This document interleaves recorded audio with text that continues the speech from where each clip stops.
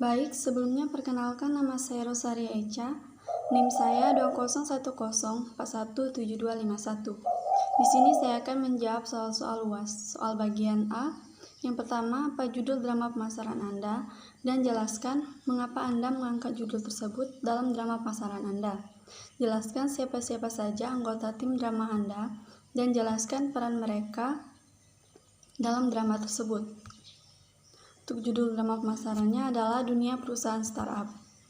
Mengapa kami mengangkat judul ini? Yaitu karena kehidupan pada saat ini tak luput dari banyaknya keinginan dan meningkatnya suatu kebutuhan. Di balik itu semua, lahirlah suatu produk barang maupun layanan jasa yang besar-besaran, terlebih di era masa kini. Banyaknya pesaing yang bermunculan membuat sebagian perusahaan, bahkan hampir semua, melakukan upaya agar bisnis yang dijalankan sukses besar dan memiliki keunikan daripada pesaing. Maka dari itu kami mengangkat judul drama kami ini adalah Dunia Perusahaan Startup agar dapat menerapkan strategi pemasaran. Untuk anggota-anggotanya, yang pertama, Bernadette Dayang Cantika dengan NIM 2010417251. Perannya adalah sebagai direktur. Yang kedua, Sherly Kristiani dengan NIM 201041717168. Perannya adalah sebagai sekretaris direktur. Yang ketiga yaitu Beatrice Stella Lara, NIM-nya 2010417166. Perannya adalah sebagai bagian produksi. Yang keempat, Vini Ferencia dengan NIM 2010417167. Perannya yaitu sebagai manajer keuangan. Yang kelima yaitu Adeta Dera Suartini dengan NIM 201041717165. Perannya yaitu sebagai sales 1. Yang keenam yaitu Patricia Putri dengan NIM 2010417168. Perannya yaitu sebagai sales 2. Yang ketujuh yaitu saya sendiri, Rosaria Echa, NIM saya 2010417251. Perannya yaitu sebagai konsumen offline 1. Yang kedelapan yaitu Riri Saktiani dengan NIM 201041717174. Perannya yaitu sebagai konsumen offline 2. Yang ke-9 yaitu Plasida Bonita Panturi dengan NIM 2010417173. Perannya yaitu sebagai konsumen online. Yang terakhir yaitu Christina Linda dengan NIM 201041717145. Perannya yaitu sebagai selebgram. Soal nomor 2, jelaskan isi cerita dari drama pemasaran Anda. Apa yang dapat Anda peroleh dari drama pemasaran yang Anda buat tersebut?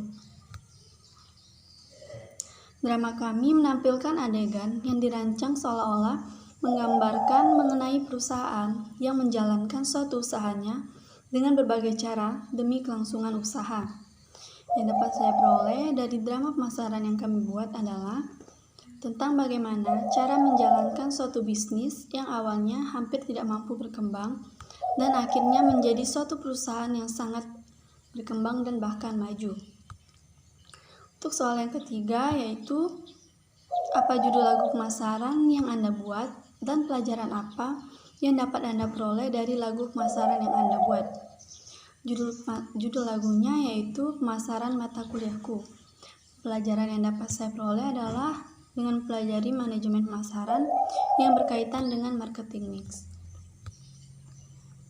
Untuk soal nomor 4 yaitu apa kesan-kesan Anda dalam mengikuti kuliah manajemen pemasaran selama 1 semester dan apa-apa saja yang sudah Anda dapat dari mengikuti kuliah manajemen pemasaran 2. Belajar tentang manajemen pemasaran sangat menyenangkan karena dapat menjadi bekal untuk kita ke depannya jika kita ingin melanjutkan ke dunia pekerjaan dan kita sudah mengerti apa itu tentang berbagai macam pemasaran dari berbagai perusahaan yang ada, yang sudah saya dapat banyak sekali dari mempelajari manajemen pemasaran ini, di mana saya dapat mengetahui berbagai strategi-strategi yang ada dalam dunia pemasaran itu sendiri.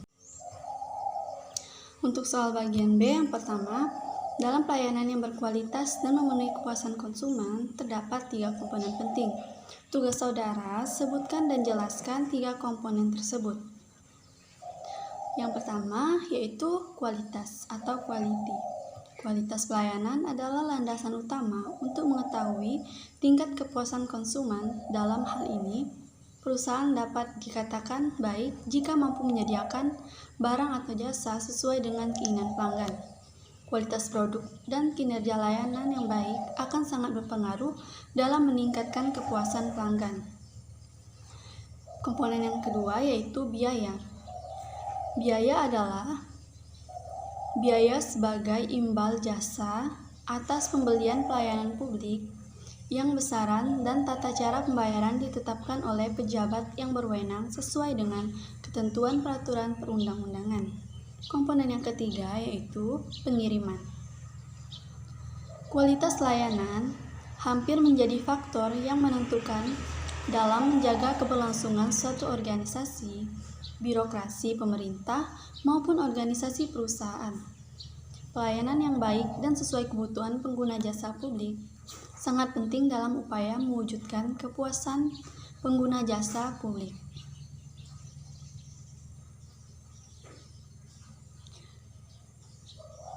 Untuk soal nomor 2 yaitu jelaskan tentang prediksi karir dan tren digital marketing di tahun 2022.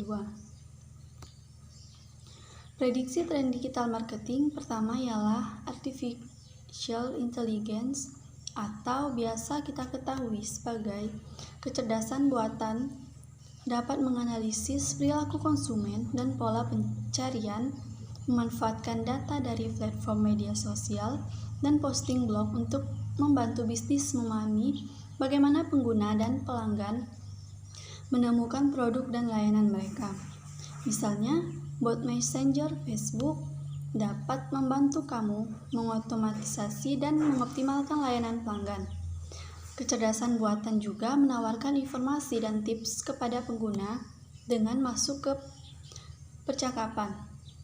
Menurut Gartner, 25% layanan pelanggan akan menggunakan teknologi chatbot pada tahun 2020. Bisnis yang mengadopsi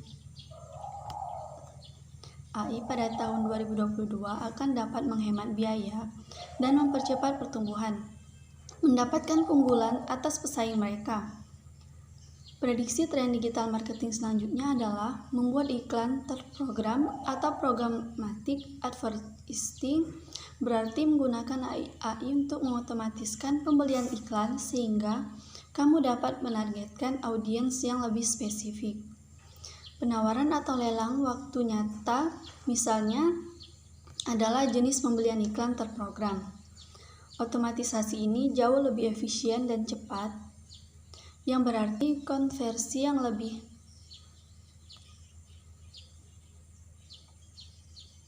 tinggi dan biaya perolehan pelanggan yang lebih rendah. Ini mengubah wajah iklan digital begitu cepat sehingga menurut marketer hampir 90% iklan bergambar digital di Amerika Serikat akan diprogram oleh 2020. Untuk soal yang ketiga yaitu jelaskan yang dimaksud dengan produk, price distribution, dan promotion. Yang pertama, produk adalah jantung dari bauran pemasaran. Semua aktivitas pemasaran dimulai dengan produk. Produk bukanlah entitas fisik saja, itu menangkap seluruh aspek berwujud dan tidak berwujud seperti layanan, kepribadian, organisasi, dan ide. Tanpa suatu produk, kita tidak memiliki harga promosi atau tempat. Karenanya, dari semua 4 V, produknya adalah V yang paling elemental. Di sini, penting untuk memahami hubungan tentang produk dan bauran pemasaran. Bauran produk adalah seluruh rangkaian produk yang ditawarkan perusahaan kepada pelanggannya. Untuk yang kedua yaitu price atau harga. Harga adalah nilai moneter yang harus dibayar oleh pelanggan untuk memperoleh atau memiliki produk suatu perusahaan. Ini adalah komponen penghasil pendapatan yang penting bagi perusahaan. Keputusan penetapan harga harus diambil dengan sangat hati-hati karena ini adalah pedang bermata dua. Jika produk Anda dihargai terlalu tinggi, produk Anda mungkin akan memberikan kesan berkualitas tinggi. Pada saat yang sama, ini akan membuat produk Anda ditempatkan di toko terbatas. Dan jadi pemasaran harus tahu seni menggunakan penetapan harga yang tepat. Untuk yang ketiga yaitu promotion atau promosi. Salah satu strategi pemasaran 4V ini bertujuan untuk melayani dua tujuan. Yang pertama, memberitahu calon pelanggan tentang produk Anda, dan kedua, membujuk mereka untuk membeli produk Anda. Strategi promosi dengan demikian akan mencangkup berbagai cara yang dapat Anda gunakan untuk berkomunikasi dengan audiens target. Bauran promosi yang efektif akan memastikan penjualan yang baik dan pemasar harus berusaha untuk menciptakan lingkungan yang kondusif. Yang keempat yaitu place atau tempat atau distribusi tempat. Itu fisik berkaitan dengan pengalihan kepemilikan produk dari produsen ke pelanggan. Margin keuntungan Anda bergantung pada seberapa cepat Anda dapat menyerahkan barang. Semakin cepat produk mencapai titik penjualan, semakin besar kemungkinannya untuk memuaskan pelanggan dan meningkatkan loyalitas merek. Karenanya, faktor tempat sangat penting dalam memastikan daya saing produk Anda di pasar. Soal nomor 4, mengapa pentingnya menciptakan kepuasan pelanggan? Karena kepuasan pelanggan dapat membentuk hubungan yang harmonis antara perusahaan dengan pelanggan, memberikan dasar yang kuat dan pada tindakan pembelian kembali oleh pelanggan, mendorong munculnya loyalitas pada pelanggan terhadap produk Anda, mendorong kesediaan pelanggan untuk membayar harga yang wajar atas produk yang diterima oleh mereka. Soal nomor 5, sebutkan dan jelaskan 8 dimensi mutu. Yang pertama, performance atau kinerja merupakan karakteristik operasi dasar atau produk inti dari suatu produk. Yang kedua yaitu durability atau daya tahan, berkaitan dengan berapa lama produk tersebut dapat terus digunakan. Yang ketiga, conformance to specification atau kesesuaian dengan spesifikasi, yaitu sejauh mana karakteristik operasi dasar dari sebuah produk memenuhi standar tertentu dari konsumen atau tidak ditemukannya cacat pada produk. Yang keempat, features atau future merupakan karakteristik atau ciri-ciri tambahan yang melengkapi manfaat dasar suatu produk. Yang kelima, yaitu reliability atau reliabilitas keandalan, yaitu kemungkinan kecil akan mengalami kerusakan atau gagal pakai. Yang keenam, estetik atau estetika, yaitu daya tarik produk terhadap panca indera, misalkan bentuk fisik, model atau desain yang artistik, warna dan sebagainya. Yang ketujuh yaitu perception quality, yaitu persepsi konsumen terhadap keseluruhan kualitas atau keunggulan suatu produk. Yang terakhir yaitu serviceability, yaitu kualitas produk ditentukan atas dasar kemampuan diperbaiki meliputi kecepatan, kompetensi, kenyamanan, mudah diapresiasi, serta penanganan keluhan yang memuaskan. Soal nomor 6, sebutkan 4 manfaat yang didapat dalam program menjaga mutu. Yang pertama, memberikan kepuasan kepada para pelanggan sehingga menjaga kepercayaan terhadap perusahaan.